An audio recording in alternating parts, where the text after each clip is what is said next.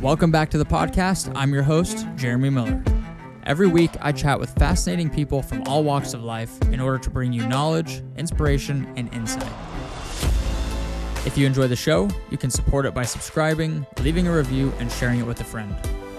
This is the Jeremy Miller Podcast.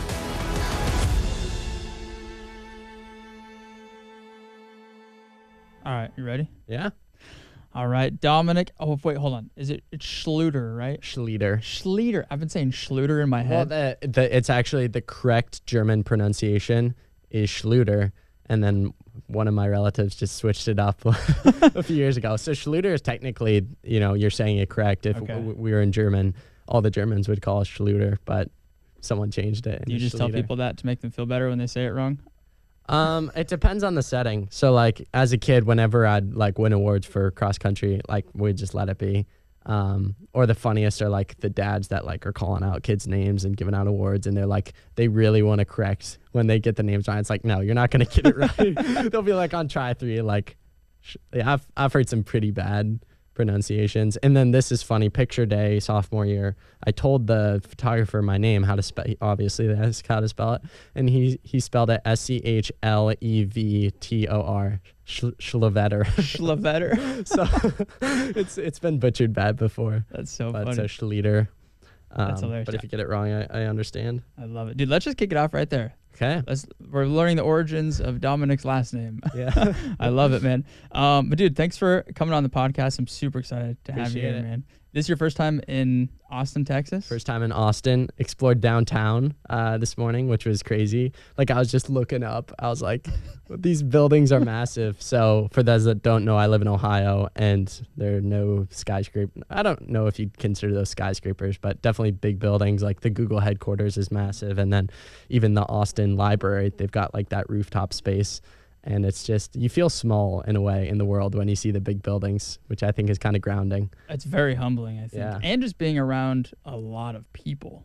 Like my girlfriend and I were actually just talking about this. We're just kicking it off on a tangent right away. I love it. We're talking about like growing up in a small city or a small town as opposed to a big city, where I think there's some value in growing up in a small town because you almost feel like you have more influence and more of an effect on your community than you would growing up in a giant city. You're in a school with like thousands of other kids. You just feel so small and just kind of insignificant. I don't know. It's just something we were talking about the other day of like, I think there's a lot of value in growing up in a small community, and because then you get into later in life where you feel like you might have more value to provide. I don't know. Weird tangent to start this off on, but no, I think it's also interesting, like seeing all the different students walking on the sidewalk or like different workers or whatnot, and just thinking that they all have their own individual lives and thoughts. And I feel like, at least a lot of times personally, as weird as this is to admit, you just think you're the main character and everyone else is side characters. And it's kind of a humbling reflection to look at someone and be like, I wonder what they're thinking. I wonder what they're going through. Like as humans, we have such unique experiences, and a lot of times we think we're the only ones going through stuff. And it's like, it's just interesting to put yourself in the shoes of other people or realize that they exist. Obviously, you know it, but it's different to actually visualize it and think through it and be like, oh, they're 25 roughly. Like think about all they went to get to where they're at today. I'm not saying I analyze strangers like that every day, but it's an interesting thought for sure. That's cool, man. It reminds me of like when you're when you're driving by a city and you can see all the like individual windows lit up in a giant building, and you're like, if you just stop and think about it for a second, every single one of those little windows, or even in the cars of people driving next to you, every single little car of the thousands, everybody has their own story, their own journey that they're on in life. It's very humbling to think about. Totally. Regardless of all of that, dude, what do you think of Austin as a whole so far? Leaving Ohio, did you grow up in Ohio? Have you been there your whole life? Yeah, so I lived in Erie, Pennsylvania up until the age of 7, and then I've lived in Toledo, Ohio since then. So I'm 17, turning 18 next month. And actually, so my birthday is May 12th. We moved on May 13th, and then my mom's birthday is May 14th. So it was an interesting 3 days, those 3 days when we moved. So I'll have lived there for 11 years coming up. 11 years in Toledo, Ohio. What is there to do in Toledo, Ohio? What is there to do? A fun fact about Toledo, Ohio is that back-to-back years we've been voted the #1 park district in America. Now, with that being said, I have no clue how they calculate that because we don't have national parks. There's no Yosemite. But the Metro Park system is fantastic, and you can do a 13-mile long run. I just said long run on complete soft surface trails without like going back on yourself much. And then there's like a 150-mile bike path that you can do long tempos on or go on a bike ride, or there are lots of technical trail parks where they have like dirt bike, paths, or if you just want to go on a walk. It's the park system in Toledo is quite remarkable, but outside of that, nothing compares to what I've seen in Austin. So is there a big running community in Toledo? I mean, I think that's the beauty of running is that there are runners everywhere. So there's a statistic that roughly 50 million Americans run in some capacity every single year. I didn't know Also, that. should I look in the camera or at you? No, just forget about all this shit. Okay. Just me and you. And these fake trees. Yeah, exactly. Love the fake trees. So 50 million Americans run every year. So naturally they're going to be scattered throughout. But with that being said, there's no like formal like group runs or things like that. But within high school, all the top guys know who each other are. And like there's a group chat that I have with them. So Toledo is considered Glass City because Libby Glass was founded there. They're a massive glass company in America.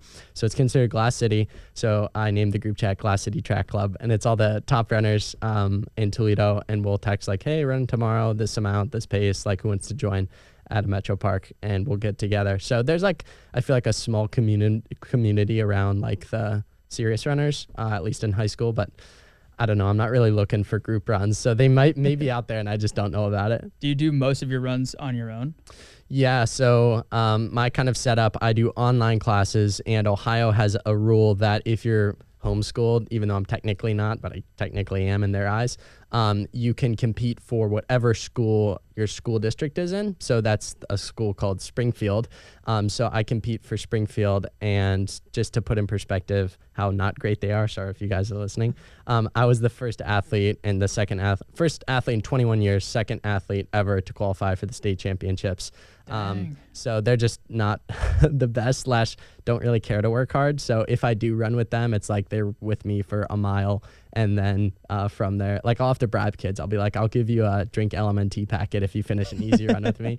And it's not like I'm hammering my easy days. I'm a firm believer in easy days easy, but they'd rather screw around and play tag than actually put the work in, which is, I think for them at that age, it is important to fall in love with the sport. So I don't criticize them. But at the same time, part of me is like, I wish you guys would just put some dedication and thought into this. And then a funny note on Springfield is I know for a fact I must be the first ever school record holder who never went to the school. So I don't know how that works because I technically in their eyes am a school record holder, but It's like I don't go to the school. So I always laugh about that. I'm like, I need a special title or something. That's impressive, man. What got you into running initially? Yeah, so I talked about growing up in Erie, Pennsylvania, and Erie, Pennsylvania, out of all the cities in the United States on average gets the most snowfall in inches every single year. My parents, I'm the youngest of 6 kids, wanted to keep us active in the winter, not just staying inside. Outside of shoveling, you can't really do much in Erie. So we had a YMCA about 2 miles down the road, and they would take us 3 times a week to the YMCA. We'd run for 30 minutes 3 times a week. And naturally, being the youngest, I just got roped into whatever my older siblings were doing. So at this young age, at 5, was when I first started going to the YMCA with my older siblings. And my parents started this 30 minutes 3 times a week.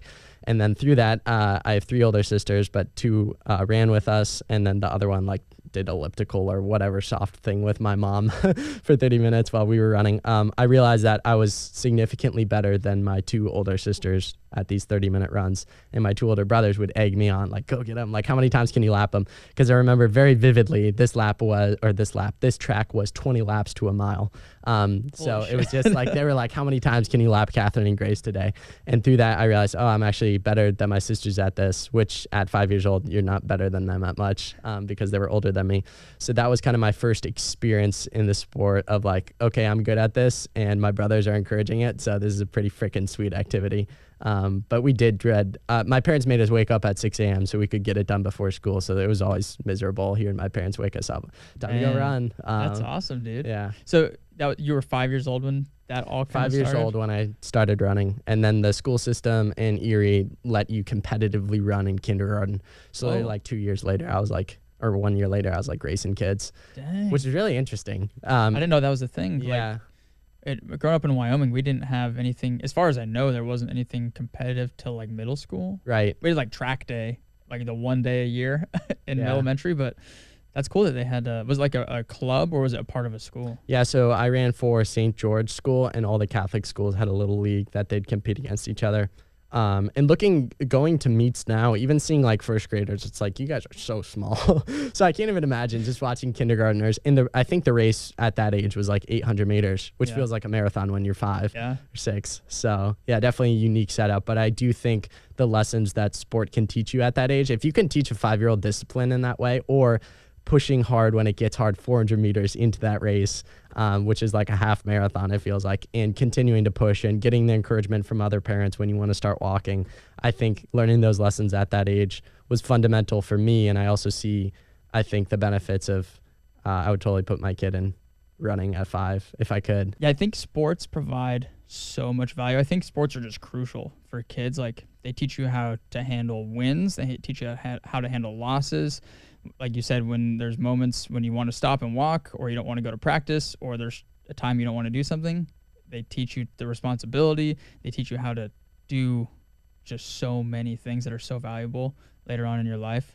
I feel like without sports, I definitely wouldn't be doing anything that I'm doing now.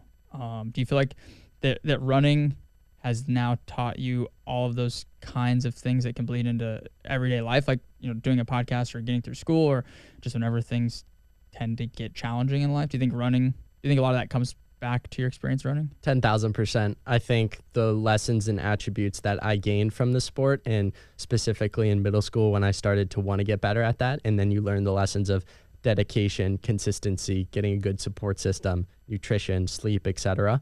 All those things have been fundamental in any other endeavor in life, whether it be school or specifically podcasting. I realized, we can get into this later, but like when the podcast wasn't really doing well, I was like, oh, if I'm already putting time and effort into this, might as well, take it a step further and actually see if I can get good. I went to running. Okay, what got me good in running? It was the consistency aspect. It was going from running 3 times a week at practice to running every single day and a decent amount of mileage, and being serious about hard days and easy days and the balance between those. And taking that model, I implemented it into the podcast. How can I be more consistent with the podcast? And through that, the results came. And I think the same can be said for relationships. So many people want to rush relationships, but it's really a long game, just like running. Or school. You can't rush a history paper that's 2,000 words. You got to be consistent every day in the small day-to-day ways, even though as much as I hate history papers, like that is the winning formula, just that consistent work over time and laying a brick and being satisfied with laying one brick, and then the next day coming back and laying another and another and another. And soon enough, you'll have a beautiful foundation. But in the moment, you think the work is insignificant, but over time, from a outsider's perspective, from a worldview, it's like, whoa, I built something special. So absolutely, the lessons I learned from running have been so fundamental to everything else. And that's why, hopefully I'm hoping my kids will love it. But I do think that too often we think that lessons we learn are like in one specific thing. I very well could have learned the lesson of discipline and consistency in a different sport or a different endeavor. So with my future kids one day, hopefully, the cool thing is they can probably listen to this podcast like 20 years down the road, assuming Spotify still exists. But I think, that's going to be, I want to support them in whatever they do, but as long as they're intentional about getting better at it, then they're going to learn those lessons, which then can help them in other endeavors. Man, you're 17 years old? Yes. You blow my mind when I hear you speak. I'm like, how is this guy? Just not even the way you speak, but like just the knowledge and insight that you have and provide.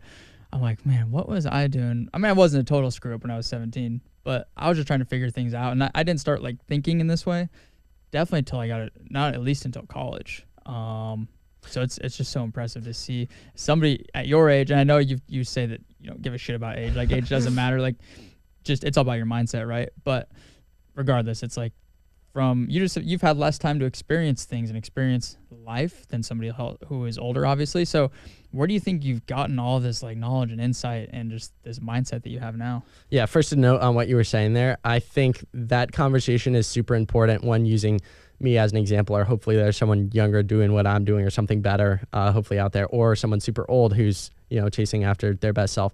I want to hone in on that point because I think so many people think they're too old or too young, and they get into this mindset, and then that detracts them from taking action within their own life. And then soon they wake up on their deathbed and they're like, oh, where'd my life go?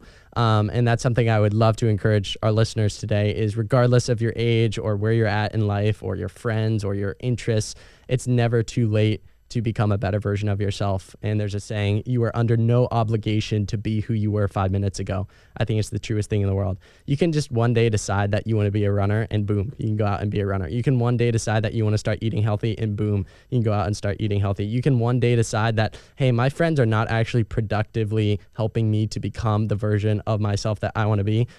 It's not that hard to lose friends, change your friends. So I want to encourage our listeners, whether you're a 68-year-old or you're a 10-year-old, start to work on yourself. And the biggest investment is yourself. As cliche as it sounds, it's really true. And too many people think that I'll wait in 5 years to be dedicated. And then 5 years pass and then they say the same thing. And soon enough, they're old. And my biggest fear in life is to be on my deathbed one day with the question, what if, right? And that's why I started a podcast super young. And that's why I have friends like freaking Jeremy Miller who are however much older than me. That's not that impressive. It's because it's I don't really care what other people think, and I want to be on my deathbed and know that I checked all the boxes that I wanted to check, or at least went after the things, even if they were failures. I don't believe in failures. I only believe in lessons. If you fail, it's just a springboard to something else. So I'm I think your question was where have I gotten this knowledge? I think I've grown up in a very intellectual family where we have very interesting philosophical discussions at the dinner table, and I was forced to sit through them as a kid. And I think I've learned a lot from my 5 older siblings' successes and mistakes and their mentoring and guidance. And then through my pursuit in running, which we can get into, through that pursuit of betterment, I also kind of came across personal development. And I think 6th or 7th grade was when I came across an app called Google Podcasts, because I didn't have a phone at that time, but my mom or dad's phone was an Android, so didn't have Spotify or Apple Podcasts back then. And then I found Rich Roll, all the self-improvement people. And I started as a 6th grader? 6th or 7th. I think it was 7th. And I just started listening to 2 podcasts a day. To this day, I just consume as much podcasts as I can because there's so much rich knowledge out there from a plethora of voices. And I think that was when I really started to see the growth in myself. And also, come on, public libraries, you can get any book you want. So any book I heard talked about on a podcast or a friend or a parent recommended to me, my dad was you should read 7 Habits of Highly Successful People by Stephen Covey in 7th grade. And through that, I think that's where I kind of started to see personal growth.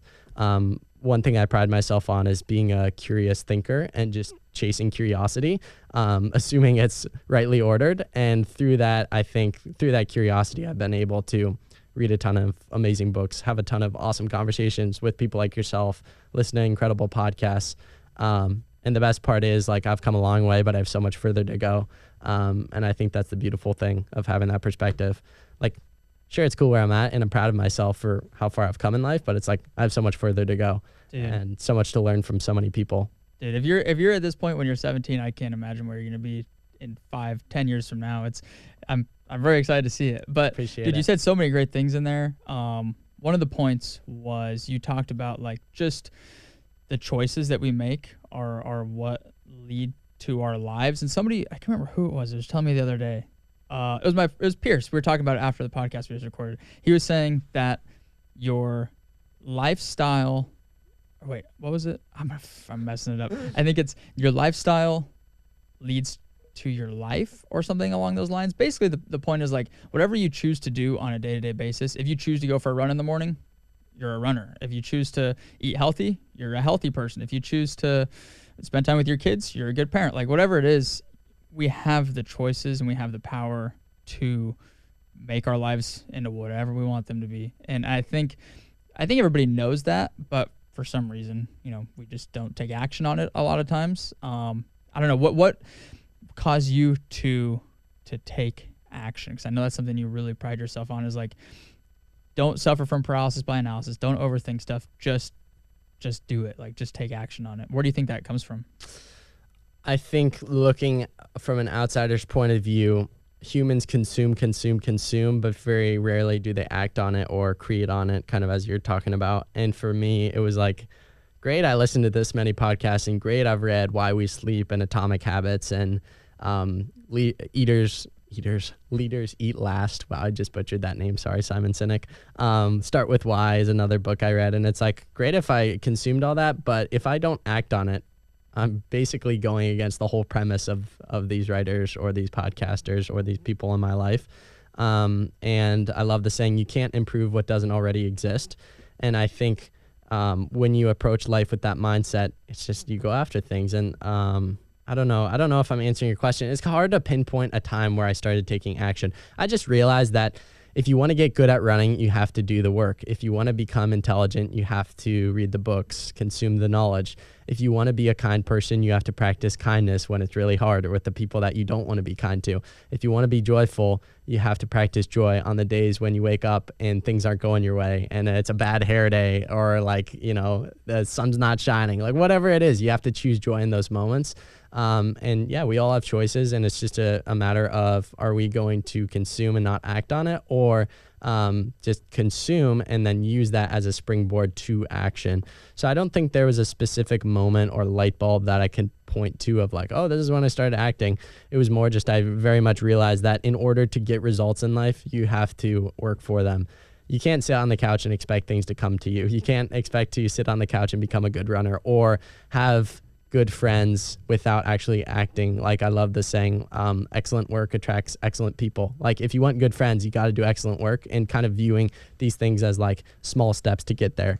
And you can't take the small steps if you're sitting on the couch. You got to start somewhere. So I didn't really answer your question, but it's because I don't quite frankly know if there was ever a moment. It was just I realized that if you want anything in life, you have to go after it, and you can't just wait for it to come to you. Yep, that's beautifully said, dude. And you definitely answered the question. Like, it just comes down to taking action, or I guess the question was, I don't know. Forget about all that. Okay, I'll edit this out. Dude, do you edit your podcast, by the way? Like, personally? Yeah, right. For now, at least. Do you like it or no? No, because there's no like creativity. Yeah, it's just so easy and kind of. Isn't it kind of a freeing feeling though to just know that as you're talking or asking questions, you can be like, I can edit that out or that. Yeah, I love that. I want to try and leave it as raw as possible. Yeah, but like I do think people enjoy the rawness, but as the guest or as the interviewer, it's like, I wish I could cut that out. Yeah. But that's the beauty of editing your own. Right. You have the power to do that. Exactly. I said that to a guest this past week. Like, I'm excited to edit my question out because it sucked. And the guest was like, yeah, our worry is that you don't edit us out. I'm like, I don't know what to edit out. Like, you guys are fine. Yeah. And I think humans are just overthinkers. Like, we talked about this. Anyways, I'm going on another tangent. No, I'll probably just leave all that in there anyways. Fuck it. What led you to starting the Running Effect podcast? Because you're just absolutely crushing it in the podcast space. And you're 17 years old. I don't know how many other 17-year-old podcasters are out there. And I know age doesn't matter, but it's still just impressive to me. But what initially led you to starting the podcast? I love answering this question because it kills two birds with one stone. One, my running journey, and two, how the podcast got started, because they are intertwined. So as I took you guys through, I started out at 5, kind of realized I was actually decent at it, was really, really good in Erie, Pennsylvania. I won my city championship as a 7-year-old. And I remember that morning, my brother said I was super into collecting football cards. He was like, I'll buy you football cards if you win today's race, as if I didn't need extra motivation to win it. So won that mile championship. And then we moved to Toledo. Competition was a little better. And I started not winning, and I started kind of placing, not middle of the pack, but like top 10, not where I wanted to be. And I was kind of okay with that, which again, I was like 3rd, 4th, 5th grade. Looking back on it, shouldn't have cared so much, but I really started to not like running. And I felt like at that time, my brothers were like still like pushing me on in a good way. But I was like, yeah, I don't really like running. I'd rather kick the soccer ball around the yard. That's more fun. And then a light flip switched. I just butchered those words. I say that saying wrong every time I say it. I flipped the switch of the light. I love this. And in 6th grade, I placed 4th, top 3 get medals. Biggest motivator for middle schoolers, those shiny medals. And I was like, okay, next year, this is not going to happen. I'm getting a freaking medal. So then I trained a little bit going into 7th grade, like a little more seriously, because for those that don't know, middle school practice is run 2 laps. We're going to do some jumping jacks, some fun relays, and then you get a piece of candy or a popsicle and you go home. Like, it's not serious training. So I actually ran a little bit over the summer. In 7th grade, not only did I place 4th, but I was in 3rd the whole race and got out-leaned. And that was the light bulb switch moment where I was like, F it, I'm done. Like, I need to go all in because I need a medal next year. I got out-leaned. Like, I was devastated that I got 4th. So then, in pursuit of wanting to be the best in my city, or at least, you know, as good as I thought, because that was the thing. I knew I could win. I just knew that I wasn't putting in the necessary work. So then I started exploring, how do I get good at this sport? Through that, went to the library, started reading every running book out there. Started discovering podcasts, listening to a bunch of running podcasts, started finding professional coaches and runners' emails, and started just bugging them. How do I get good at running? What workouts should I do? Like what's an easy run? What shoes should I buy?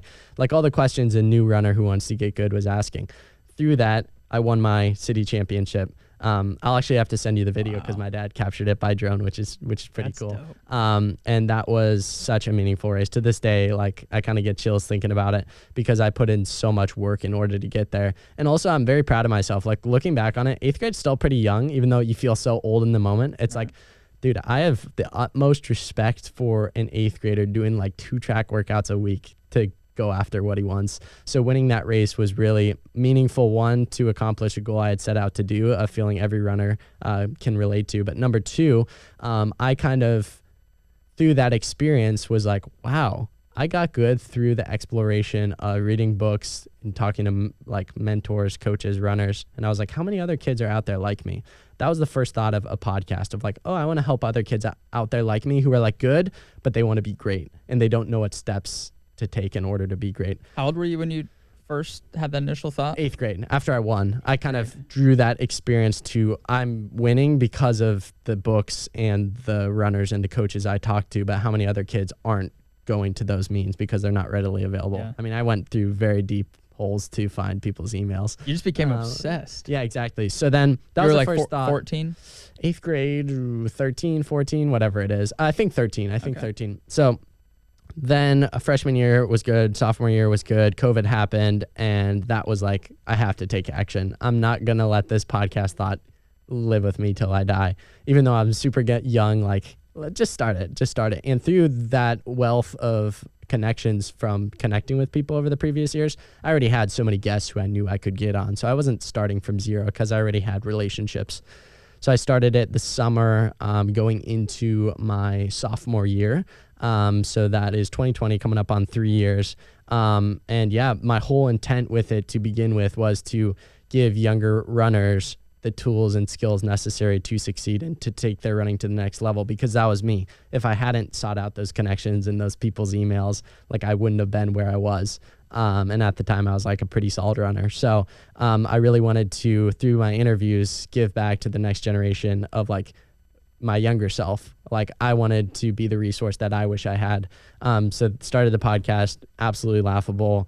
I like, every week I consider, should I take down the first few episodes? Like, honestly, the first 50 were just trash. Why do you think they were so bad? Like, what about them were so bad? The biggest thing, I mean, even you hear in my voice now, you just develop so much at my age. And at 15, you know, I had like such a squeaky voice.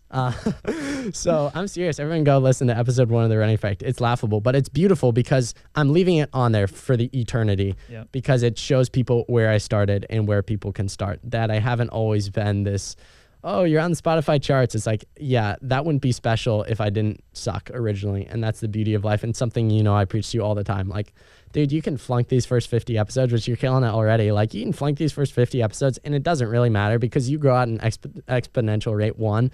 And 2, I'd be a little concerned if you weren't, if you didn't have things to improve on originally. Right. So that's how the podcast started. And then I can kind of take you through how it grew. I was just doing it for fun, a hobby. Of course, I did have the intent, but it wasn't like something I was like super passionate about growing. It was more like I had no clue what I was doing. And I was like, my dad would edit it and then we'd throw it up on YouTube. Like, I wasn't even on Spotify or Apple Podcast till like episode 40.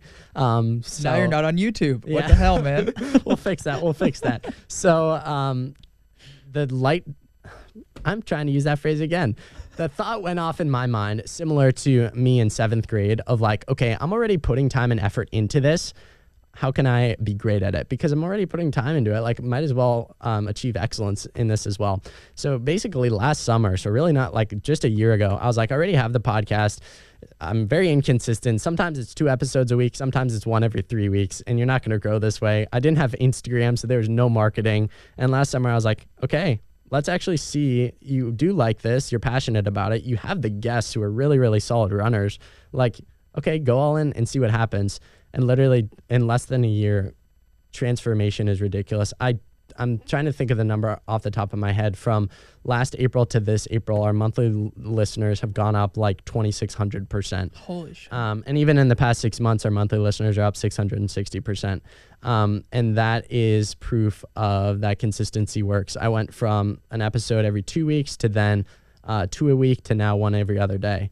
And so many people want the results, but they're not willing to put in the work to get there. And I remind myself that every morning when I don't want to do it, or don't want to hop on an interview, or don't want to write show notes for the 5th time that day. But I do truly love most of it, even the sometimes suckier parts like editing or show notes or whatnot. And yeah, through that hard work, that work ethic, and more importantly, learning how to freaking market something, even basic, it's really started to take off. In January, we were ranked as low as number 30 on Spotify's charts for top sports podcasts, which was unbelievable. Like seeing my podcast below NFL films and like ESPN shows with massive budgets. It's like, whoa, this startup podcast from my basement where I do everything is beating all these shows. And definitely that had a chip on my shoulder / just proud that I'm like, these people have like multi-million-dollar budgets, The Ringer, like all those people. And it's like just 17-year-old chip on his shoulder, really passionate about a mission. And yeah, 30. And then like last year we were the top 5% most followed and shared podcasts. So seeing statistics like that were pretty neat. And then now all the time too, I'm starting to get these emails from people all over. Last week was Australia. 3 weeks ago was a high schooler in Poland. And it's just like, whoa, the impact is truly remarkable. And it motivates me when I don't want to do it. And I got an email one time from a high school coach in Kentucky. Shout out if you're listening. Super long, kind email.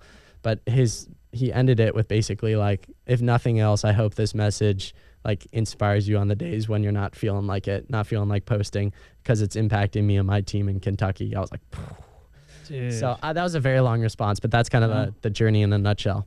That's amazing, man. So you literally just made the decision. I mean, you were doing it for a little bit, like you said, like 2 years or so before you actually went hard into it and just made a decision to make that, try and build it up and grow it. Dude, that's so inspiring, man. Because we talked about before, like if you go back and look at like Chris Williamson, he's starting to blow up now in the podcast space. And I went back. This was in my internal conflict of should I start a podcast or no? Like, because in my mind, I want to be so everything's got to be perfect and look great and sound great and whatnot. And so I had to justify it to myself that like you got to start somewhere. You just have to start. You can't improve what doesn't already exist. That's right. And so I went back and I looked at it was like Chris Williamson's very first episode. It was just him. There was like one microphone in the middle of this room, one like shitty webcam like 30 feet away. It just looked terrible, sound terrible. And now he's got like nearly 1 million YouTube subscribers and a giant podcast. And same with like Joe Rogan. Like go back and look at his first episode. They're just like these people trying to figure it out and just starting. And that's the biggest thing. And that's something that you have obviously done is you just started and you just took that first step and got into it. Right. So do you think, here's some numbers I want to read now. There are estimated 5 million podcasts worldwide. But of those 500, oh my goodness, I cannot read today. Of those 5 million, there are only 500,000 active podcasts. Like, do you think that there's something to be said there? Like I don't know what percentage that would be. I'm not doing the math right now, but a very small percentage of people that start a podcast actually follow through with it and continue to do it. What do you think about that? Yeah, I'll throw you another statistic. 90% of podcasts that start don't make it past episode 3. So 90? Congratulations on being in the 10%. Oh, wow. And then of those 10% that survive, 90% of those quit after 20. Holy shit. You said 90, so 90% of podcasts that quit after episode 3. And then 10%, the 10% that survives that 90% that get cut, 90% of that 10% quit after epised 20. Dude, that tells you everything you need to know right there. If you play the long game, you win. And the biggest thing for me, my dad, I think maybe thought, I mean, he was so encouraging, but he was like, write up a Google document of your thoughts and what your mission is and like what do you actually want to do, which I would do the same for my, 14-year-old son if he wanted to start a podcast. And my goal, because he said, what's your goal? And I said, my goal is to impact one listener positively in every episode. And while I wasn't getting like one comment or one email per week saying this is impacting me, I did feel that I was doing that. At least even though there were a small amount of people listening, I did feel like I was doing that. And because of such the minuscule goal of that, like I was literally just doing the podcast because it was fun, because I got to have conversations with successful people, and because it was something that I was scared I would never do. And as I took you guys through, I was like, you just got to start. Because of those goals, they were all so process oriented that I didn't care about the outcome. And all those podcasts that aren't active and that quit after episode 3, it's because they post and they expect 10,000 people to listen, And because of that, they quit when they don't see the results or the validation. Same thing for running. Everyone wants the PR, like the lifetime PR after a week of running. And it's like, no, if you want to be good at this, you have to be in it for 10 years. And that's why it's meaningful. Anything meaningful in life took a lot of time to get there. That's exactly what brings it meaning. I love the saying, success tastes sweeter when it takes 10 years. And it's so true. If you just hopped on Instagram and you had 85,000 followers, they wouldn't mean anything. But because of that journey to get there for you, each one of those people actually is meaningful. So for me, I think we live in a world of instant gratification where now our attention spans are lower than goldfish. How embarrassing is that? Is that a fact? Yeah. Really? So I think human attention spans are 8 seconds and goldfish are 9 seconds. That's incredible. Yeah. I totally believe it. So I think we live in a world of instant gratification that it is so easy to separate yourself if you adopt the mindset of delayed gratification. And once you do that, you're just in a separate crowd. And that's what I would tell anyone starting their fitness journey, their nutrition journey, their podcast journey, their self-improvement journey, is don't worry about the results, worry about the process, and the process will get you to the results eventually. But you can't be thinking about the end goal. Sometimes you need to a little bit for motivation, but you can't rely on motivation. You need to rely on dedication. That's another thing. So many people are like, oh, I'm going to be so motivated every day. And then we see this every year with the gym statistics with New Year's resolutions. You might be motivated for a week and then they don't see the results because they haven't engaged with delayed gratification. And then the results aren't there and they're like, I'm going to quit. Same thing with those podcasts. So delayed gratification, man, secret sauce. It truly is a secret sauce. And that's what I love about running so much is it's such a tangible way to see that and experience that.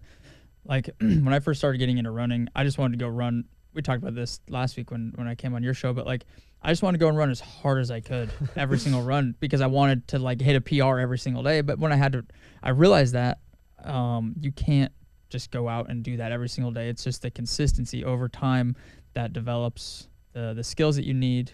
And yeah, it's can I share a story there? Yeah.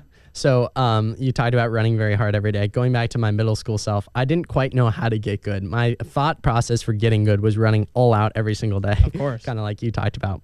In 6th grade, I went 5th or 6th grade. I'm kind of iffy on this timeline because I've been running so long. 5th or 6th grade, for sure one of those years.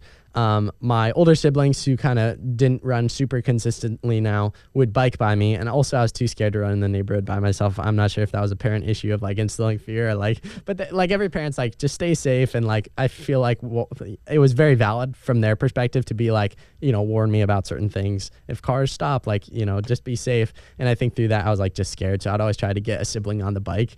So my brother was biking me and naturally I was like, okay, going for a PR in the mile today. And so I went out and I ran 5:30 on the dot. And I was so mad with myself, despite running a freaking PR. Like, be happy, man. You're in 5th grade. Like, the world's yours. And I was mad about it. So what I did was I was like mad about it, walked inside. I'm like, I'm going to go do that again later today. Oh, my God. 5 hours later, bro. 5 hours later, I convinced my sister this time to bike by me because my brother wasn't around. And I don't think I lasted 200 meters. I just threw in the because naturally you're not supposed to run back to back all out miles. But it was, I mean, that was kind of, I've always had that fire inside of me of just like, I want to get good. I want to be better. And I always laugh at that story of like running a 5:30 mile, a new PR nonetheless. But I was like, I didn't go under 5:30. I need to go run again. I think that's what makes you so great though. Or anybody who is going to either is successful or eventually become successful is like, they just have that thing in them that whatever they're doing isn't good enough. And it can become unhealthy at times, I think. But for the most part, it's a very, very good trait to have because it's just, if you went out and did something that was decent and you're like content with it, then what's the incentive to go and get better or to grow? But you have that thing that even though you just hit a new PR, you're like, fuck, I know I could run faster. I know I could do better than this. I want a 5:29. Dude, and that's probably why your podcast is successful and it's going to continue to be successful is because you look back at those first episodes, and if you looked at them and said, "Oh, those are pretty dang good episodes," no, you want to look at them and be like, "Those are trash, garbage." Like I know I can do better. I know I'm better now, and I know that what I'm doing now I can continue to improve on. And I think when you get to the point where you can no longer say, "Oh, I think I can get better at this," then you just got to move on. You're over. You got to do the next thing. Yeah, I think knowing that you are bad at something can be one of the biggest motivators in the moment. Because even for you, what is this, episode 5 for you? Mm-hmm. We've talked about episode 1. You said you've taken so many lessons from that episode that you're now implementing into your daily strategy for the podcast. Literally just within 4 episodes, you've been able to have that self-awareness and that growth mindset. And it's the same thing for me. When you aren't always satisfied with yourself, there's always room to grow. And through that, you get better. And then also through having that mindset of, I was really bad at this thing and I'm actually decent now. It's a self-refreshing thing to realize how far you've come, but because of that, how much further you can go because you just did it. You know, if you go from a 5:30 mile to a 5-minute mile, be satisfied with that result, be happy with the process and the hard work it took to get there, but also realize that I just cut 30 seconds off. Okay, let's go to the next 10. And being satisfied enough to have a healthy, sustainable mindset and not burn yourself out, but also being content and hungry. And that's something you see in professional athletes. They always want more. Like they always want the next ring. And it's definitely not always the most sustainable in the moment, but it wins championships. And another funny running story, I do want to share this one because I even thought, what stories do you want to share on the pod today? This is one of my better running stories. So I was sharing about my brothers who would bike me. This was going into my 7th grade year, and I wanted to, the year after the 5:30 mile incident, not incident, I ran a PR, but like I was so mad about myself. So the next year, the big goal, going into the summer of training, again, I took you guys through, I was motivated that year. I'm like, I'm not getting, I won a medal. I got to train for it. So again, naturally, you go to run a PR in practice. I wanted to break 12 minutes in the 2 mile because the 2 mile was my distance in 7th and 8th grade, and 6th it was the mile, so it was going up 1. And I think I ran 12:08 like a week before, so I was right on the cusp, but I knew I could do it. For whatever reason, I chose a specific day, and I was not willing to budge. I was not willing to wait another day because in my mindset, I was probably like, well, I'm going to go out the next day if I don't get it again.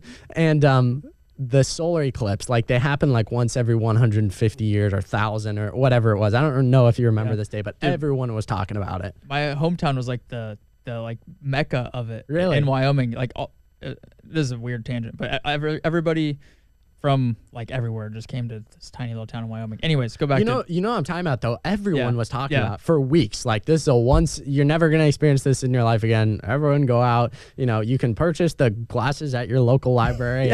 Like don't hurt your eyes.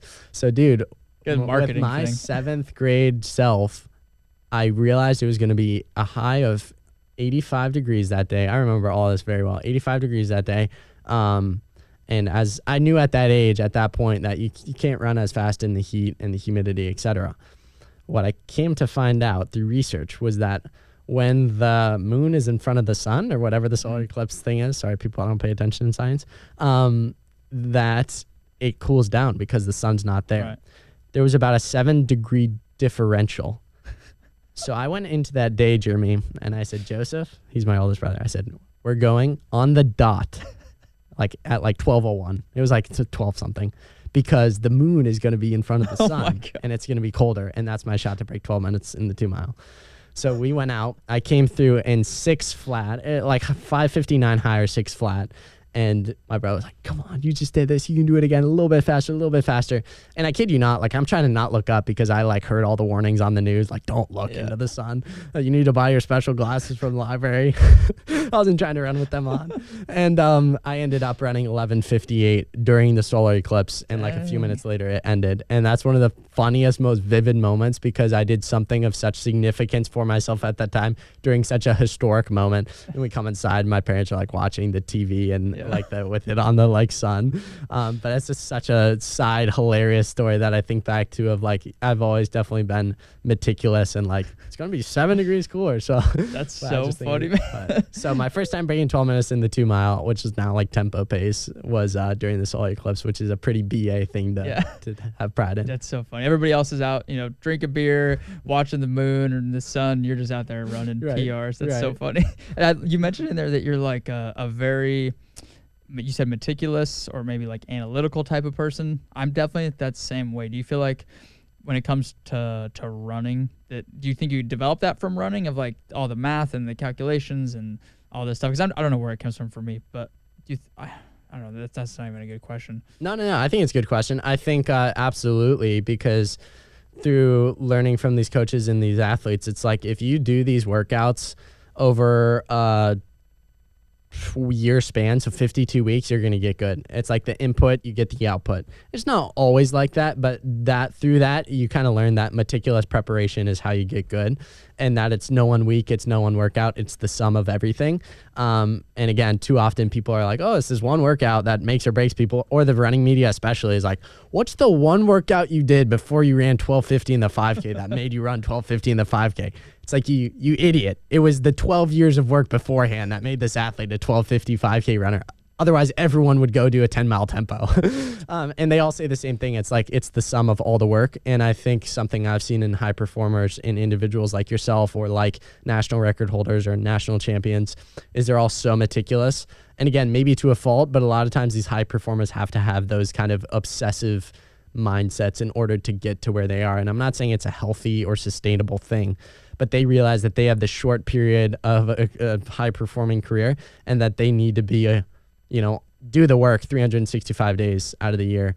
So I think being meticulous in your work, in your preparation, is how you get good. So fantastic question. No dumb questions, Jeremy. Like, dude, we're back in like second grade math class. Okay. No dumb questions. Well, thank you. That makes me feel much better. I appreciate that. That's a perfect segue into what I wanted to go into next. Is like, you've interviewed and chatted with all these very high level elite athletes and runners. Is there first question one? Are there any notable people that you've talked to that like maybe they're not even like well-known people or whatever, but like you remember them because of something they said or the mindset that they had, or just because of the like persona that they had? Is there anybody that you distinctly remember? Yeah, 2 people come to mind because they're current day mentors of mine and friends. Number one was the person who the running fight kind of came out of. Someone I emailed back in the day. His name's Alex Osberg. He graduated from Stanford, multi-time All-American, sub-4 miler, 13:18 in the 5K, I think is his PR. And then he went on to graduate school at the University of North Carolina, where he also competed for them and was an All-American last year. He was guest 1. So I feel bad when I crap on episode 1 because he was great. His responses were good. Right. Squeaky Dominic wasn't as much so. But so he definitely has been a person who I would not be who I am today without him. And I'm definitely a byproduct of Alex Osberg. So episode 1, that's more an individual, not necessarily like an episode, but I've learned so many valuable life lessons from him. And I kind of wish he's developed into this mentor of mine where we talk on the phone probably once every 2 weeks and just have the most philosophical, life-altering questions that I ask him about, or take him through negotiating brand deals or getting his opinion on skipping college, or these things that he's just got this such wealth of knowledge and experience that he can draw from to help me out. So he's definitely an individual that I've learned so much from. And also I think he is very unique in that he's very fast, but he has a very sustainable excellence mindset where he realizes the points in his career where he's gone into pitfalls and he kind of want to wants to help those under him who are going through his experiences to be like, okay, don't do this. Don't put your identity fully in running because I did that and then I got injured and it was a tough spot. Like small things like that as an example. And then number 2 is Elise Cranny. She also ran for Stanford, multi-time All-American. And then she went on to, she made it in the Olympics in 2020. She's the back-to-back U.S. Champion in the 5K. She's also the U.S. American record holder in the indoor 5K. I want to say she ran 14:33, which is unbelievable. So there's a reason it's the American record. These numbers don't even process in my mind. So she came on episode 20, and for whatever reason, man, normally I'll have a guest on, we'll text or we'll email leading up to it, text a little bit after when it's going to come out, and then when it comes out I'll thank them, maybe say a nice thing or two depending on the guest. Particularly for her, I was very appreciative because she just had this incredible attributes that just very joyful, very insightful, and through that we just like kept texting, and like I would check in with her, she'd check in with me, and through that's another relationship that's kind of blossomed where she's also been someone that like just the running effect wouldn't be what it is today without her. I mean, she's a one-of-a-kind human being.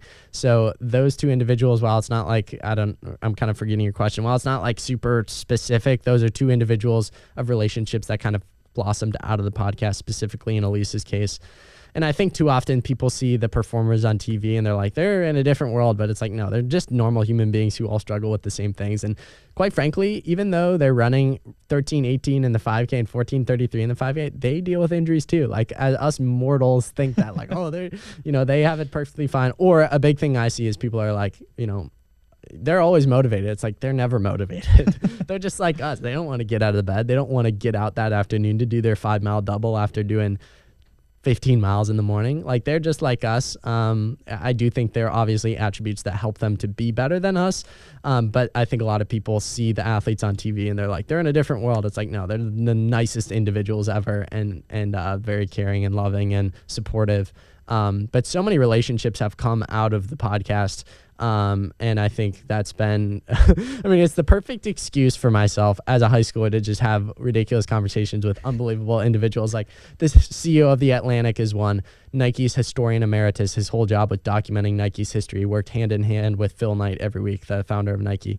Someone like him, just like all sorts of different super successful people, Olympians, American record holders, people who a lot of times I'll be on the other side of the mic. It's like, I looked up to you like 3 years ago, but I don't want to say that. So, that's so cool. Does that answer your question? No, definitely. And I think that was kind of what I was going to lead into is like the podcast space. This is really what got me into it a lot. It was just like you mentioned it's such like we wouldn't be sitting here just having this conversation if it weren't for the cameras and the microphones and whatnot. Like it's such a good excuse to just get with somebody that you would never normally get with and just have a deep conversation, and you get to like go into these very like dense topics and kind of learn from people and learn their insights and their experiences, and then therefore share that with other people so they can learn. And it could be, somebody like yourself 4 or 5 years ago where you're sitting on the other side, just taking notes, learning from these people's experiences. So it's just such a cool thing. And I don't know, like massive kudos to you for you starting when you did and going on this whole journey to do it. Among all of those like elite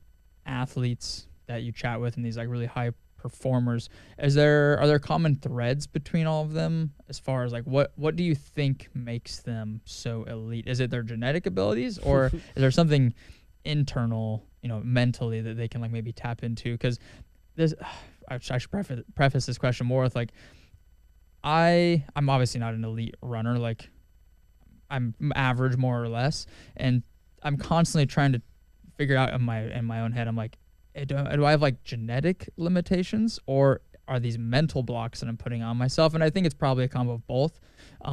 But I don't know. Do you think that there's a common thread between all these high performers? Yeah. So first disclaimer, I absolutely believe there are genetic limiting factors in life. I think I would be a little naive to say there weren't, and that these people didn't have, like, if anyone who's made it to the Olympics has good genetics. As much as I want to say that you can make it to the Olympics without good genetics, I think naturally you do have to have something there. Like the people you see that just have unbelievable kicks at the end of races, sure, you train for that, but there is something different. I do think, with that being said, I've heard enough stories that I do think you can become at least an elite or a professional runner without good genetics. I find it hard to believe you can win Olympics and world championships without those genetics, but I do think you can make it very, very far off of work ethic and whatnot. I would say off the top of my head, the three biggest commonalities I see in these high performers, in these individuals. Number one is consistency. I'll use Elise as an example. Elise, if you're listening, sorry if I'm butchering your age. She's like 26 or 27. She's been working hard at the sport for like 15 years, consistently working hard. It wasn't like work hard for a year and then take 2 years off. It was like consistently hard working, workouts, long runs, recovery, nutrition, etc. And I see that in every high performer. They're very consistent in what they do, and that's why they're good. And they were willing to continue to go even when they questioned if they could, quote unquote, make it. So I think consistency is the biggest one. Dedication is the second. I think a biggest misconception, as I just spoke on a minute ago, is that everyone thinks these people are motivated. And if they relied on motivation, they would not be where they are today. When people have a true passion and calling, they'll go after it even when they aren't motivated. And dedication, that's where that comes in. And I'm sorry to say, some of these workouts I hear that these professional runners do, you cannot get through on. There's no way you're motivated halfway through the session. Like, just unbelievable workouts. And it's like, yeah, you're pretty freaking dedicated, and that's why you're really good. Dedication is second. And then thirdly, I think having a strong support system is, quite frankly, one of the most undervalued things ever. Not to bring myself into this response, but I only have a podcast at my age because of who I let into my life. I'm very specific. I mean, I could count on one hand how many friends I have who I'm close with in high school. And it's because I would rather spend that time with someone like Alex, my mentor, who's just freaking wise as heck and just has a wealth of knowledge and experience, rather than talking about gossip or the latest Jordans that dropped. I think different thoughts than these people. And I think likewise with these high performers, they have had incredible coaches, family members, teammates who have all helped them through the downs in their journey. Because if you look at their career, it's not linear. It's like up, down, PR, and then maybe struggling with iron, anemia, and then back up. But they can't get to that up without that down of having the support system to help them get out of that trench. And I think throughout these people's careers, if you go talk to their coaches or their teammates or their family, I'm sorry, I keep hitting the tree. I apologize, buddy. He's fake. He's plastic. So without that support system, these people could not make it to where they are today. And that's why professional running groups are so specific with who they let onto their team or who they let their team interact with. And it's not that they're like controlling their personal lives, but like, if you're going to come out to watch a practice, like you have to be a specific individual. And it's because they want a very specific person who's going to help those people thrive. And I think, you're the average of the 5 people you spend the most time with. So when Elise went from pretty decent college runner, but I don't think people would have thought she would be an American record holder, to then being on a team with American record holders and Olympians, of course she's going to become one because that's who she's surrounding herself with. Likewise with myself, like I'm blessed to consider ourselves friends, even though I've only known you for like 2 weeks. It's like, if I surround myself with a guy like Jeremy Miller or Matt Choi or, someone like Alex or Elise or the other plethora of people in my connection system, it's like, yeah, naturally I'm probably going to become like them. Like attracts like. We're mirrors of the people who we are around. So I think with these individuals or with our listeners today, a good challenge would be like if Jeremy or I, if we spent a week with your 5 closest friends, we should know exactly what you're like, exactly what your attributes are, because again, we're mirrors of the people we surround ourselves with. So if like I'm around your friends and they all eat unhealthy, I could probably assume that you eat unhealthy too. Or if these people only rely on motivation, so they only run 10 miles a week, I could probably assume that you'll do the same. On the contrary, I believe that if you sent me an individual, I could shape who they are just based on if I could control the 5 people who they're with. Give me Jocko Willink, Alex Hormozy, David Goggins, Matt Choi, Jeremy Miller, throw them in a room with those people. I will guarantee you I can guess who that person is going to become. So these individuals are very specific with who they let in their lives and are definitely blessed to have strong individuals throughout their upbringing that kind of help them get to where they are today. Dude, it's all about who you surround yourself with. It's part of it, a big part of it. So for you, like I hear you talk about all these crazy numbers and times and these races and stuff. And again, it's just so unfathomable to me because I'm so far from that. Do you want to run competitively outside of high school or beyond high school, or what are your personal plans? Yeah, I've dealt with some injuries over the past year. So if you asked me like a year ago, would I want to run in college? I'd be like, absolutely. How I view myself is from a storytelling perspective, which we can really get into a rabbit hole here if you want to. But like running has no storytelling around it. As I said before, 50 million Americans run every year. 1.5 million high schoolers participate in cross country and track and field combined. There's no storytelling around it, right? There's no one telling the stories of these athletes. And I view myself more as giving back. You hear this phrase from all these elite athletes, people who come on my podcast, giving back to my sport because people gave back to them and they want to do the same. I don't view myself as giving back to my sport through my legs. I view it through the storytelling perspective and giving these athletes a voice to share their story and their shortcomings and their journey to get to where they are today and inspiring the next generation of athletes or the 60-year-old who enjoys to recreationally run.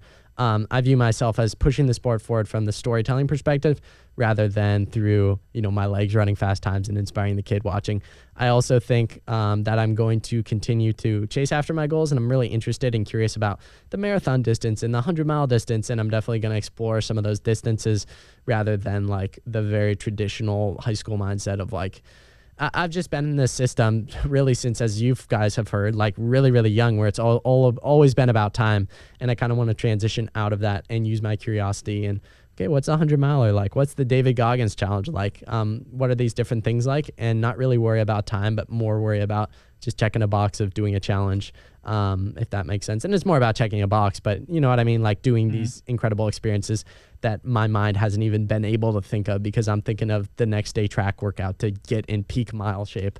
So I view myself as storytelling, not pushing the sport forward through my performances. That's one of the best parts about running is there's really, in my mind, there's different sports within running. There's, like you mentioned, there's like the high school, college, like 5K, 10K. I don't even know all the distances because I didn't run those sports, but it's all very time heavy. Even within like the half marathon, it's so focused on your paces and your times and stuff. But then as you get into the longer distances, like the ultra marathons, even doing shit like the Moab 240 or whatever, nobody cares about your time. It's so much more about the experience and finishing and just being a part of the community, all that different stuff. So I think that's, again, one of the coolest parts about running is there's so many different little like genres of running. So do you feel like eventually you want to start doing like marathons, that kind of stuff? At what point do you think you want to jump into all that? This summer. I want to do marathon. Yeah. What's the longest distance you've done so far?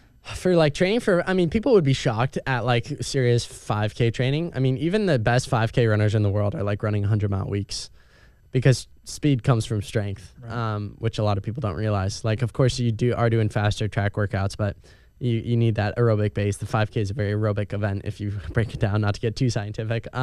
So yeah, marathon this summer, but also going back to, and I haven't signed up for one, but I would love to run a marathon this summer, or like even if, we have these things called GPS watches now, like of course it'd be cool to get in a race environment atmosphere, but I'm all about just spontaneous challenges. I think, that's how you stay fresh and keep life exciting. Is just like today, again, you were under no obligation to be who you were 5 minutes ago. So might as well consider myself a marathoner. Not that I'm going to go out and run a marathon. You're already a marathoner, you just haven't ran one yet. Exactly. But to your point there, that's what makes running very, very special, is I think too often a bad side of the sport is, specifically in high school, college, etc., we think too much about times and distances rather than just an individual who works a 9-to-5 job, or a mom who has 4 kids and watches them at home, who's going after personal betterment within this area of interest. And when you line up on the Boston Marathon coming up here in 2 weeks from today's recording, probably will have already happened when this drops, you're going to line up on that start line and look around and see all the different people who set a goal for themselves, but the path to get there was different, and the accomplishment is going to mean different things to every single person. And that's fundamentally what I believe is special about this sport, is you can set different goals and literally do the same activity that everyone else is doing, but it's so individualized, just like everyone's life is individualized. We all have different goals and aspirations, and I think that's what makes running special. Football, basketball, those are very just metric sports. How many points did you get? Did you get a triple double today?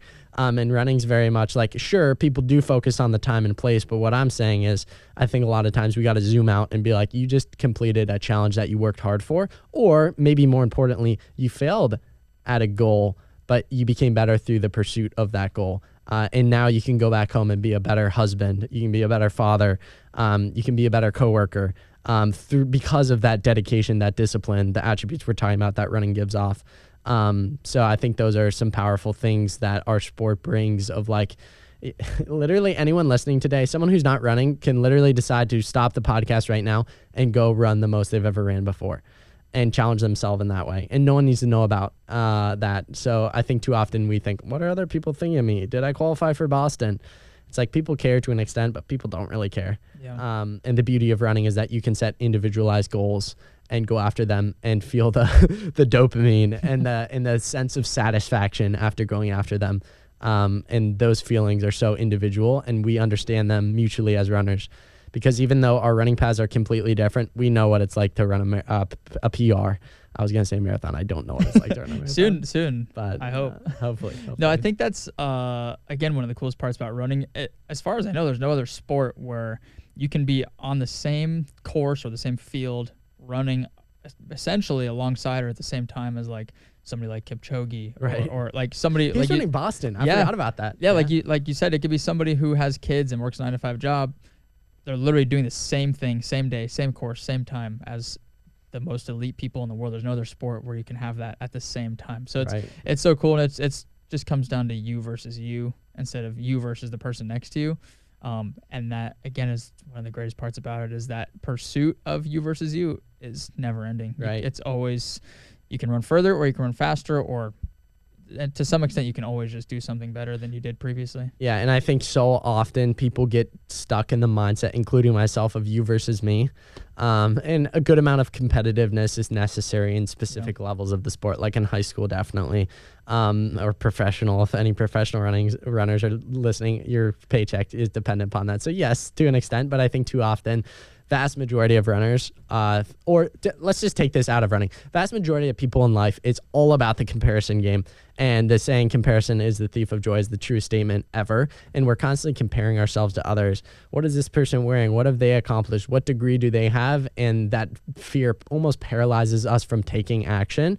And it's when you flip your mindset in perspective from you versus me to you versus you. And that's how I'm trying to approach my life of like, okay, cool, I might not go to college, and a lot of people will scrutinize that, and sure, it might be a little scary and fearful, but it's like life is my own to make whatever I want out of it, and quite frankly, very, very few people care. Like, I think we get stuck in this trap of like thinking that everyone's thinking about us constantly, and I like love the saying that you'll stop caring about what people think when you realize how seldom they do. Mm-hmm. And I think it's so true. Like, we were like, oh, what's this person thinking about me? It's like, they aren't thinking about you, dude. They don't really care. One quick question on that. Yeah. So you're still in school. Senior in high school. I feel like for me and a lot of other people, like they get so deterred from doing stuff like a podcast or investing in their personal content and putting themselves out there because they're worried about what their friends might think. Especially, it seems like high school just seems to be such a like, because it's so cliquey and like everybody knows everybody. Has that been a challenge for you to just say, fuck it, like I'm just gonna do what I want to do and put myself out there? Maybe back in the day when the podcast wasn't really good, but I love the saying, this relates to confidence, but also relates to kind of what I want to say here. You don't become confident by shouting affirmations at yourself in the mirror. You become confident of having a stack of undeniable proof that you are who you say you are. Outwork your self-doubt. Is that Alex Hormozy? Yeah. So that's part of it, is like, I am who I say I am. And I don't really care if you aren't with that. Like, okay, don't be my friend. And two, I think because I've been so selective with who I've let in my life, who I become friends with, who I spend time with, that these people are so supportive in these things. Like, I would love to leak some of my, not that they're recorded, Alex, if you're listening to this, I don't record our phone conversations, but like, I wish they were recorded and I could leak some of this because of how supportive these people are. They support me in my ambitions in life and also ground me when I'm thinking the wrong way or thinking about the wrong things. And because of being very selective about my friend group and who I let in my life, who I let mentor me, who I let occupy my headspace, because of that, I don't really think those thoughts. If I went to an ordinary high school and was friends with the classic high school kids, I would probably be so fearful. But that's why I preach, be mindful of who you let in your life, who you let in your head, and who you're around. Because if I had specific people in my life like that, like the cliche cliques, like, sure, I probably wouldn't have a podcast. And sure, I would care enough. I probably would have cared so much about what those people thought that I wouldn't have started the podcast at all. And today I think the podcast is successful enough where people on my track team like look up to it, but like that wasn't always the case. Like there were definitely comments that were made about it. And it's like, cool, at least I did something. Yep. And you're playing Fortnite at home. And that's not to say that like, screw you. It's more like to say like, I'm actually doing the work. And when you do the work, you can criticize it / you're not really in my circle of people that I give headspace to. And I think that's the problem too. We see these we talked about this on my podcast. We see these negative comments and it's like, those people are just hurting. And also like, I don't really care about what you have to say if it's really negative, if it's not actually grounded in something. If someone comments on my podcast, like, hey, that edit was off there. And if the edit was off there, thank you so much for the comment. Really appreciate it. I can take that feedback and improve. But if it's like, this guest sucked, like, it's like, no, they actually ran an American record and I really enjoyed the conversation. And because of that, like, I'm not going to give any head space to that comment. I think so much of it comes from jealousy too, because in their mind, they know that you're the one that took action. You're the one doing something and they're not. And that it's just like that negative emotion and regret or whatever it is coming out. There's a saying, the reason you were unsatisfied is because your future self is watching your every move and they don't like what they're seeing. And I think a lot of people are threatened when they see people like yourself or like me, or just people who are going after the best version of themselves in life. And because of that, they're not going after the best version of themselves in life. And they see someone who is, and they're like, oh, I'm going to tear them down. So totally agree with that. I love that, man. So do you plan on going to college after you graduate from high school? Or are you just going to say, screw it, I'm going all in on the podcast and Dominic? What's your plan? This is fascinating. And I can't wait to look back on this conversation because I have such a raw, unfiltered thought process about this all. My two dream schools, we're about to go down a rabbit hole. Let's go. My two dream schools were Stanford and Notre Dame, and I spent 117 days on my Stanford application. That's how serious about it. Holy shit. I am a byproduct of Stanford, whether the school accepts me or not, because of people like Alex, Elise, Ty Dinger, Sean McGordy, Vanessa Frazier, people you probably don't know, but like all super successful Stanford graduates who have all formed me into the human being that I am today. And that's kind of why I wanted to go to the school and contribute to it. I ended up getting rejected from Stanford and Notre Dame. And then everywhere else, college is just so freaking expensive. For example, I got the presidential scholarship at two schools. And even though those aren't full rides, even if I did get a full ride, room and board is $16,000 a year. Jeez. And I just think the education system is broken and we don't really have these. It's like people say, oh, don't go to college. But then it's like, okay, well, what do you do? And I think a lot of people use college as kind of this buffer space to, you always hear about it. Find your friend group, find your passion, like what you want to do in life. It's like, I know exactly what I want to do in life and I'm doing it. Minus the high school classes part. Like, I love the podcast. I want to make it a full-time job. I want to inspire people. I want to branch out this company that I already have. So for me, because of that, it's like, if I want to be a doctor or a lawyer, I would absolutely go into student debt to become those things. But what I'm interested in, media, entrepreneurship, communications, and marketing, you do not need a piece of paper to tell someone that you're qualified in those things. I'll just show them that I reached 100,000 accounts on Instagram. Like, put me up against any Stanford marketing student. Like, if you're an administrator listening to this, I might sound prideful, but it's like, come on, challenge accepted. Dude, it's just numbers. And it's something interesting, I'm kind of all over the place here just because I'm so passionate about it and it's so raw. Like, I got rejected from Stanford on Friday, so it's all like fresh. Oh, man. And I expected to get rejected, but like all the thoughts are right there. All the successful people that I talked to on my podcast, I didn't ask you this question. I'd be curious to hear your thoughts on this. I'll ask them, how much of what you do in your day-to-day job did you learn in college? So I asked that to the CEO of The Atlantic. More interestingly enough, physical therapy, something that is so college-based education. Yeah. A guest I had on the podcast, Colleen Little, she's the PT for Nike's Bowerman Track Club. And if I'm not mistaken, if I'm remembering correctly, she said 99% of what she does in the day-to-day and what she knows came from learning it on the job, not in the classroom. So it's like, I'm learning about entrepreneurship and marketing every single day because I'm doing those things. So I don't feel like I need a college degree or need to go into debt to learn about those things because I'm already fundamentally learning them. So I am very likely going to take a gap year / never go to college. It's just a question of how can I financially survive while also growing and doing what I love to do, because I'd way rather make $50,000 a year doing what I love to do rather than making $1 million doing something I hate, a 9-to-5 corporate job that I just am miserable at. But maybe a broader conversation, if you're interested in maybe getting a little political, I just think the education system, what they look for is just completely lacking and failing, and how I'm not even able to illustrate to these colleges what I'm successful in my podcast, because all they care about is a GPA and what classes you took. And like my online school, by the way, when I say all this, I have a good GPA. Like I've only ever once not gotten an A in a class. So I have good grades, but the problem is I can't take every single honors and AP class that like private school students who are applying can take. And without getting too private here, I did have the privilege of speaking to an administrator at one of the schools I got denied at. And she basically said that, and wonderful individual, super grateful she was willing to set up the phone call, but she basically said your class rigor is just not as competitive as we would like other students at this school to be.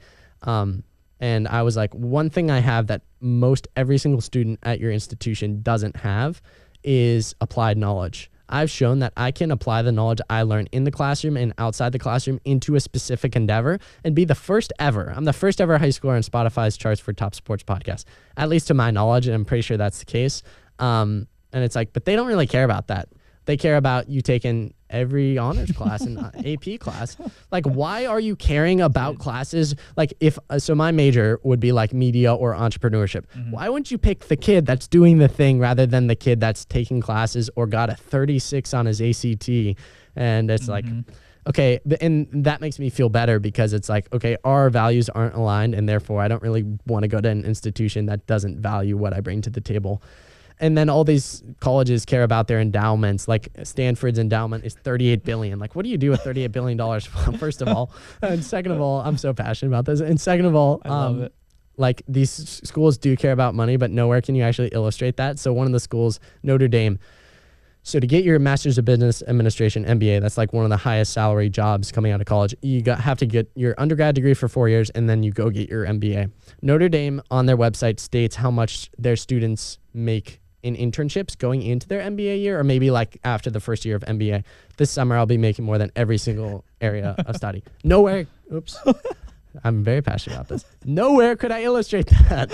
Not that money is the end all be all, but they all care about it because their endowments are growing. But nowhere, it's just like, what classes do you take? What's your GPA? What'd you get on your test score? And again, it's not like I had bad grades. It's just completely, they don't view applications holistically as much as you go on the website. We evaluate applications holistically. Why didn't I get into your school? Because you don't take enough rigorous classes. You aren't really practicing what you preach about holistic approach. And that may come across as prideful, but like, if you think that, that's fine. It's just, I believe I am who I say I am, going back to that quote. And it's just frustrating when colleges don't value the right things. Like, very frustrating, especially when in running, you can control the outcomes. In podcasts, you can control the outcomes. Obviously, like, I can't control who listens to me, but there are enough people on earth that it's pretty easy to have a successful podcast if you do the right things, or if you're in it long enough, as we talked about.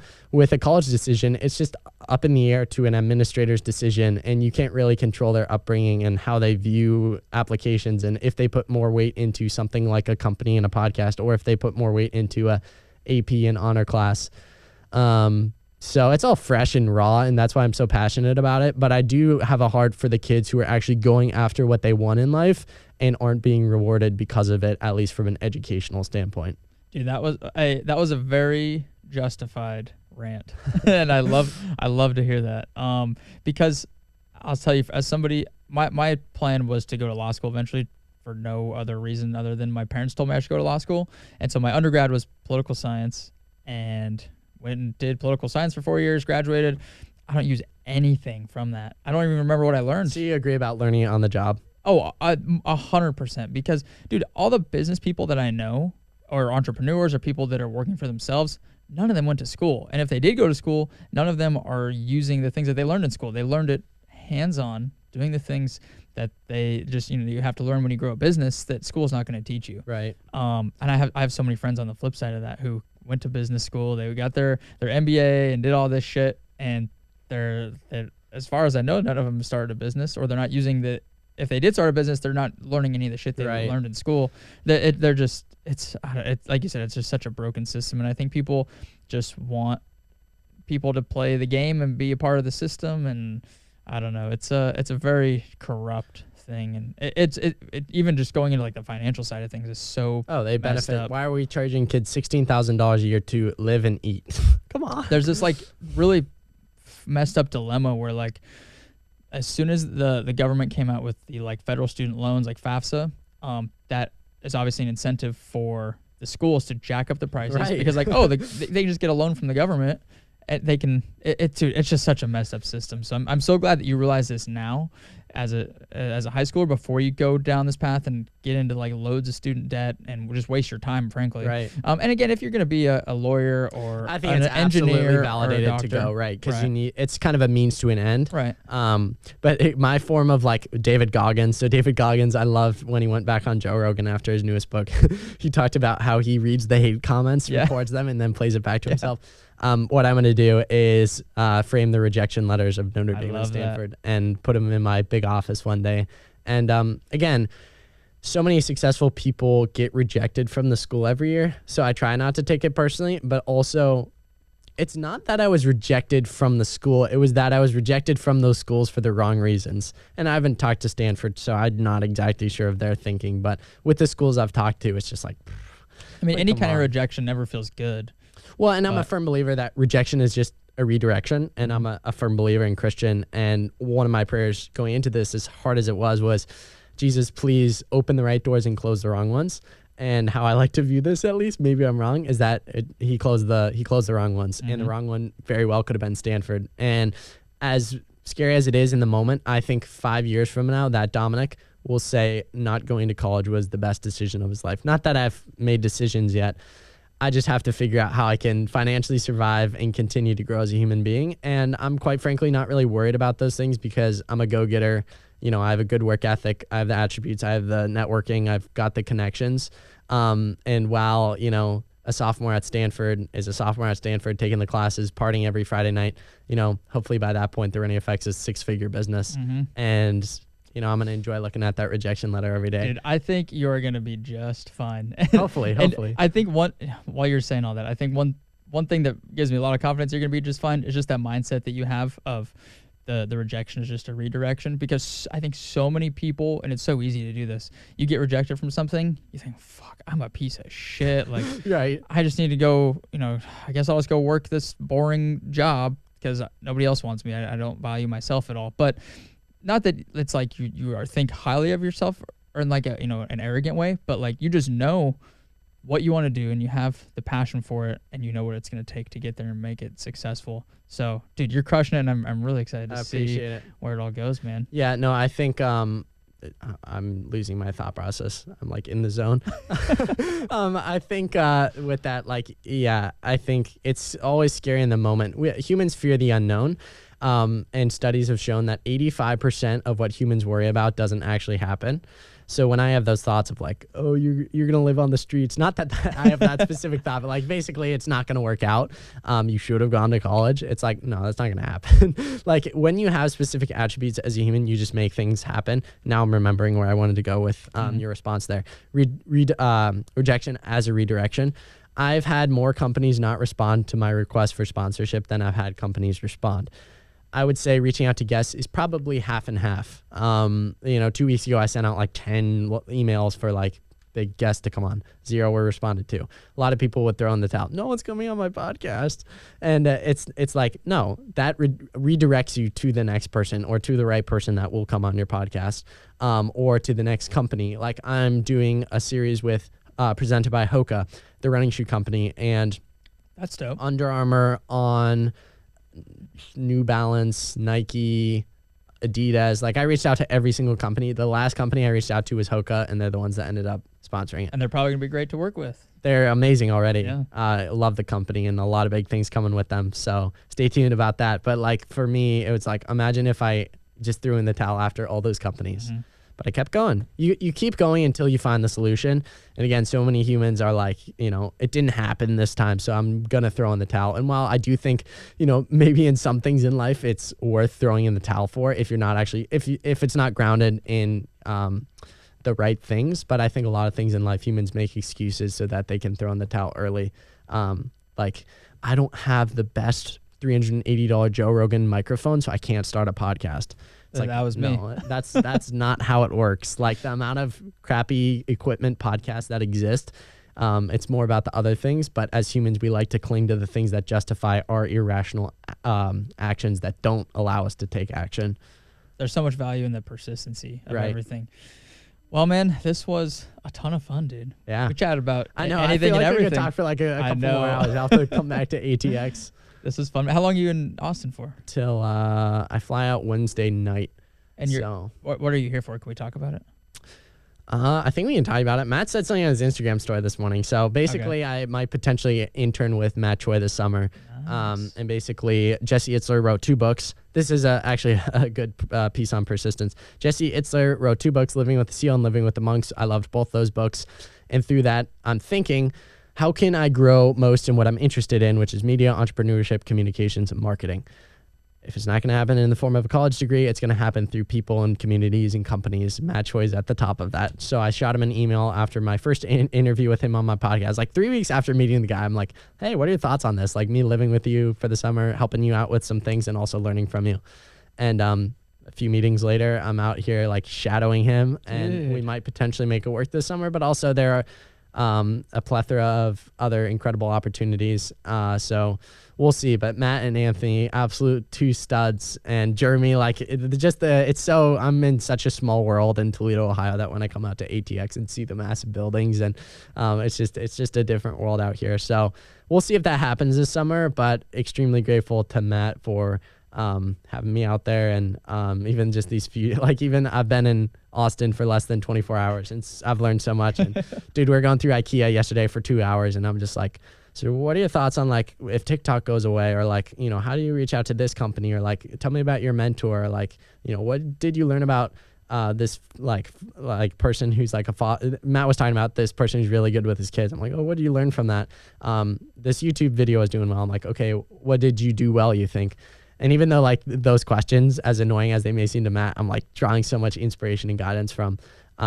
So way a long way and rant to answer your question, but that's why I'm out here, is kind of shadowing, figuring out if I'll be out here this summer. So dude, I hope you come out here. That'd be fun, man. I feel like we'd be doing a lot of podcasts and content, and I love it. running and Always all here kinds of for it. stuff. I love it, man, dude. Are you doing any marathons this summer? I've got, so I have Boston in 2 weeks, and then the OC marathon that's out in California, and I've got like some ultras this summer, and then Chicago in the fall. But Let me know. I'll hop into them. Dude. I'll have to do my first marathon. let's do it, man. That's what I'm saying. I'm just all about, even though I haven't really done too much of this, and I don't like to practice what I don't preach, and I haven't run a marathon, so I'm like about spontaneous challenges, and that stuff sounds fun. So throw me in the ring. You probably blow me out of the water though, hearing you I talk don't about all know. these times. But that's so I have a friend, shout out Omar if you're listening. We run with each other on the weekends sometimes, and he's definitely slower than me. And he was like, I want to run a marathon this summer. I'm like, absolutely, I'll do it with you. He's like, you're joking, you're gonna be way ahead of me. And again, so many humans get caught in the trap of like, you have to go all out if you're an individual. And it's like, no, I'm totally fine, chilling back if for the experience and for that individual challenge.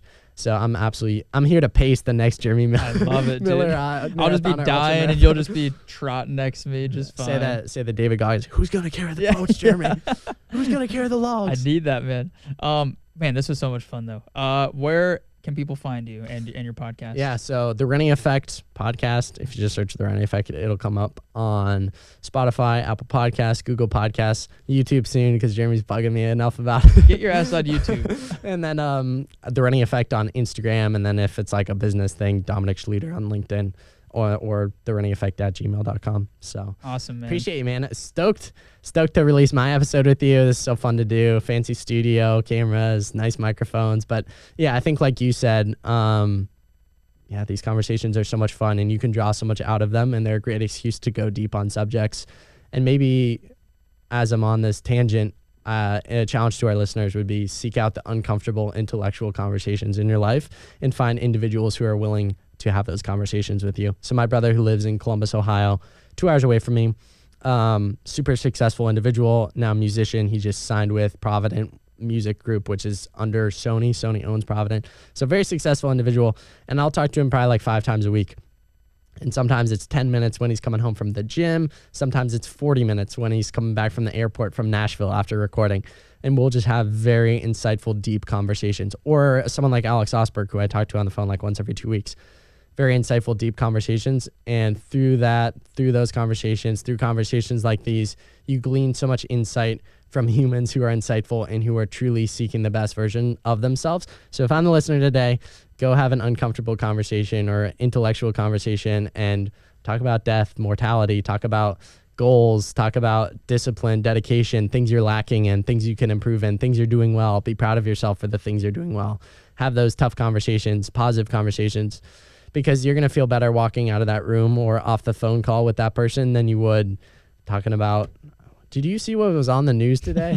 So that's my challenge to everyone today. Go seek uncomfortable conversations, because the only place that comfort happens, the only place that success happens is outside your comfort zone. I love it, man. Dude, your insight and your mindset and your just speaking ability just continues to impress me, man. Appreciate it. Making me look bad over here. My goodness. No. And again, that's the thing. Maybe another challenge for our listeners. Everyone thinks they have to have it figured out, or they don't have it figured out. And humans are so critical of themselves. And like, I guarantee you there'll be a thought in my thought process today, like, oh, what were you saying on the Jeremy Miller podcast? Why did you share the solar eclipse story? Like, who cares about that? But it's I love that story. We are all doing our best in life.